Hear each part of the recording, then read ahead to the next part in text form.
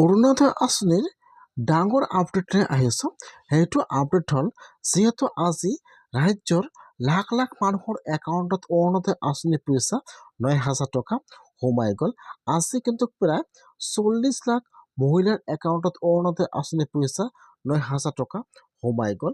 এতিয়া যদি আপোনালোকে এইবাৰ অৰুণোদয় আঁচনিত নতুনকৈ আবেদন কৰিছে অথবা আপোনালোকে আগৰ পৰা প্ৰতিমাহে অৰুণোদয় আঁচনি পইচা লাভ কৰি আছে, যদি আপোনালোকৰ একাউণ্টত আজি অৰুণোদয় আঁচনি পইচা ৯,০০০ টকা সোমোৱা নাই, এতিয়া আপোনালোকে কি কৰিব লাগিব বা কি কৰিলে আপোনালোকে অৰুণোদয় আঁচনি পইচা ৯,০০০ টকাটো লাভ কৰিব। মই আজি এইটো ভিডিঅ'ত আপোনালোকক সম্পূৰ্ণ প্ৰচেছ ষ্টেপ বাই ষ্টেপ জনাই দি আছোঁ। আপোনালোকে জানিবলৈ হ'লে ভিডিঅ'টো সম্পূৰ্ণকৈ চাই ল'ব স্কিপ নকৰাকৈ। আৰু যদি আপোনালোকে মোৰ চেনেলত নিউ হয়, মোৰ চেনেলটো ছাবস্ক্ৰাইব কৰি ৰাখি দিব। যিসকলে এইবাৰ অৰুণোদয় আঁচনিত নতুনকৈ এপ্লিকেশ্যন কৰিছিল বা যিসকলে আগৰ পৰা প্ৰতিমাহে অৰুণোদয় আঁচনি পইচা লাভ কৰি আছিল, আজি কিন্তু সকলোৱে পঞ্চায়তে এটা সভা পাতিছিল। তাত কিন্তু অৰুণোদয় আঁচনিৰ ধন বিতৰণৰ কাম সম্পূৰ্ণ কৰিলে।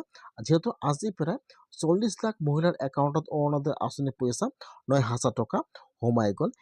আজি কিন্তু বহুতে কমেণ্ট কৰিছে যে ফোন নম্বৰত ৯,০০০ টকাৰ SMS আহি গৈছে, কিন্তু এতিয়ালৈকে অৰুণোদয় আঁচনি পইচা সোমোৱা নাই। যদি আপোনালোকৰো এনেকুৱা হৈ গৈছে যে আপোনালোকৰ ফোন নম্বৰত SMS আহি গৈছে কিন্তু এতিয়ালৈকে অৰুণোদয় আঁচনি পইচা একাউণ্টত সোমোৱা নাই, তেনেহ'লে কিন্তু আপোনালোকে একো চিন্তা কৰিব নালাগে।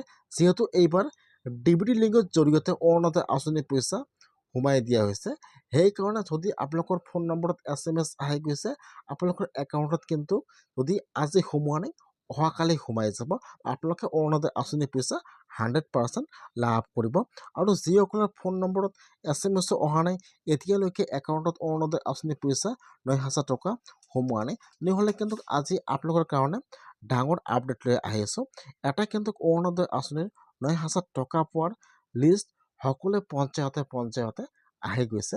যিসকলে এইবাৰ অৰুণোদয় আঁচনি পইচাটো লাভ কৰিব, এতিয়া কিন্তু আপোনালোকে অৰুণোদয় আঁচনি লিষ্টটো চেক কৰিব লাগিব।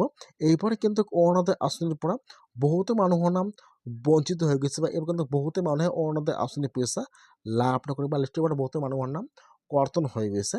সেইকাৰণে যদি আপোনালোকে এইবাৰ অৰুণোদয় আঁচনিত নতুনকৈ আবেদন কৰিছে অথবা আপোনালোকে আগৰ পৰা প্ৰতিমাহে অৰুণোদয় আঁচনি পইচা লাভ কৰি আছে, তেনেহ'লে কিন্তু আজি আপোনালোকৰ ডাঙৰ আপডেট লৈ আহিছোঁ। এতিয়া আপোনালোকে ফাৰ্ষ্ট আপোনাৰ পঞ্চায়তত যাই অৰুণোদয় আঁচনিৰ লিষ্টটো চেক কৰিব লাগিব যে আপোনালোকৰ লিষ্টত নামটো আহিছে নে অহা নাই, তেনেহ'লে কিন্তু আপোনালোকে জানিব পাৰিব। যদি আপোনালোকৰ নামটো লিষ্টত আহিছে, তেনেহ'লে কিন্তু আপোনালোকে অৰুণোদয় আঁচনি পইচা লাভ কৰিব, আপোনালোকৰ নামটো এপ্ৰুভ হৈ গৈছে। আৰু যদি আপোনালোকৰ নামটো লিষ্টত অহা নাই, তেনেহ'লে কিন্তু আপোনালোকৰ নামটো কৰ্তন হৈ গৈছে আৰু আপোনালোকে কেতিয়াও অৰুণোদয় আঁচনি পইচা লাভ নকৰিব।